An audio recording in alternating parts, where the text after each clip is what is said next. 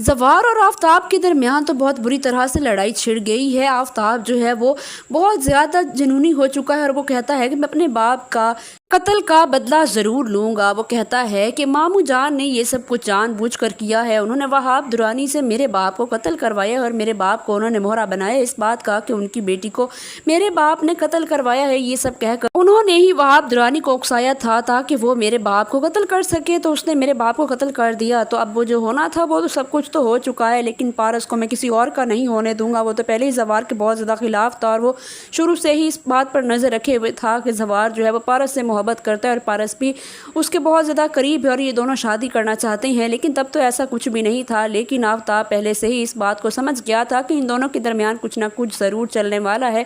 लेकिन जैसे ही उसको ये मालूम होता है कि पारस दुल्हन बनी हुई है, इस वजह से वो और ज़्यादा परेशान हो जाएगा और गुस्से में आ जाएगा और वो सोचेगा कि जो मैंने सोचा था वही हो रहा है। ये ज़वार के साथ शादी करने के लिए तैयार हुई फिरती है, इस वजह से वो उसका हाथ पकड़ लेगा और कहेगा कि ये मेरी मंगेतर और इससे मैं ही शादी करूँगा। बेजाद उसको बहुत ज़्यादा मना करता है, उसे कहता है कि मेरी बेटी का हाथ छोड़ दो, अगर इसे कुछ भी हुआ तो मैं तुम्हारी दुनिया ही हिला कर रख दूँगा। पहले तुम्हारा बाप मारा गया है, मैं नहीं चाहता कि तुम भी इस दुनिया से उठ जाओ। वो कहता है कि चाहे मैं मर जाऊँ या चाहे क़यामत आ जाए, लेकिन मैं अपनी बेटी का हाथ तुम्हारे हाथ में कभी भी नहीं दूँगा। तुम बहुत बुज़दिल और बुरे इंसान हो, मैं कभी भी अपनी बेटी की शादी तुम्हारे साथ करवा ही नहीं सकता। ये सुनने के बाद आफ़ताब और ज़्यादा पागल हो जाएगा, अपने मामू जान से कहेगा कि अगर मैं अच्छा नहीं हूँ तो ज़वार अच्छा है, तो मैं ज़वार का भी इसको नहीं होने दूँगा। आप चाहते हो कि इसकी शादी ज़वार के साथ हो जाए, तो ऐसा बिल्कुल भी नहीं होगा। पारस अगर मेरी नहीं हुई तो ये ज़वार की भी नहीं हो सकती।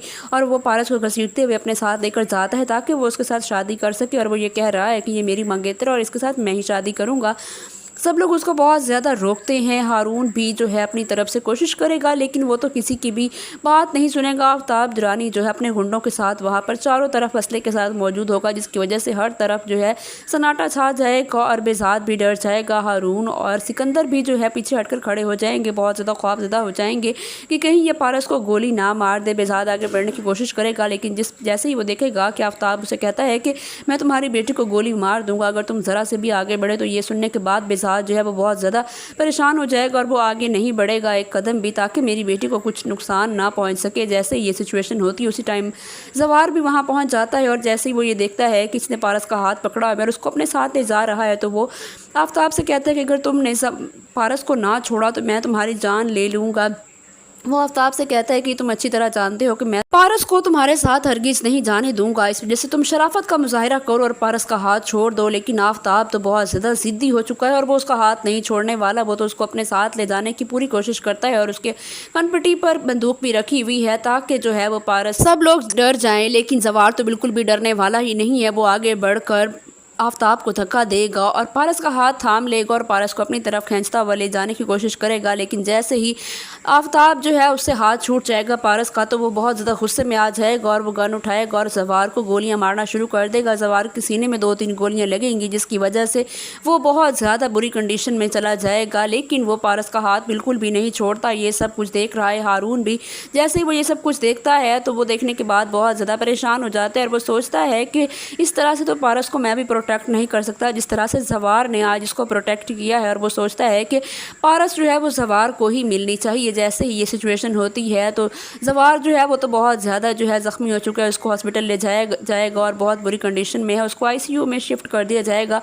सब लोग हॉस्पिटल में जमा हो जाएंगे और सब लोग बहुत ज़्यादा परेशान होंगे। पारस के बाप और माँ की तो रो रो कर हालत ही बुरी हो जाएगी। बेज़ाद जाता है एजाज़ के पास और उसके साथ हाथ जोड़कर उसके सामने माफ़ी मांगता है, कहता है कि मैंने बहुत बुरा किया है, मैं बिल्कुल भी जो है नहीं होना चाहता था, सेल्फिश, मैंने उसको बहुत ज़्यादा मना किया था, लेकिन तुम्हारे बेटे ने आज भी ड्यूटी निभाई है, मैं तुमसे माफ़ी मांगता हूँ। तुम्हारे बेटे की हालत ये सब मेरी वजह से हुई और मेरी बेटी की वजह से हुई। लेकिन एजाज़ कहता है कि ये तुम कैसी परायों वाली बातें कर रहे हो, तुम्हारी बेटी जो है वो मेरी भी बेटी है, अगर मेरे बेटे ने कुछ भी किया है तो उसने अपनी ड्यूटी ही निभाई है, तुम इस बात से बिल्कुल भी परेशान ना हो। दूसरी तरफ जैसे ही हारून जो है वो घर जाएगा तो वो वहाँ जाकर देखेगा रेशम की तो बहुत बुरी हालत हो जाएगी। वो सोच कर परेशान होगी कि अगर मैं ये सब ना करती तो आज ज़वार की ये कंडीशन ना होती, ज़वार की ये कंडीशन मेरी वजह से ही हुई। हुई है। हारून जो है वो रेशम को समझाएगा कि तुमने बहुत गलत किया है, तुम्हारी ये हरकत उन सब के लिए मुश्किल का बाइस बन गई है। अगर तुम ये सब ना करती तो आज ये सब ना हो रहा होता। ज़वार भी खुश खुरम तुम्हारे साथ निकाह कर ही लेता, लेकिन उस निकाह का कोई फ़ायदा ना होता क्योंकि वो तुमसे मोहब्बत ही नहीं करता, वो तो पारस से मोहब्बत करता है।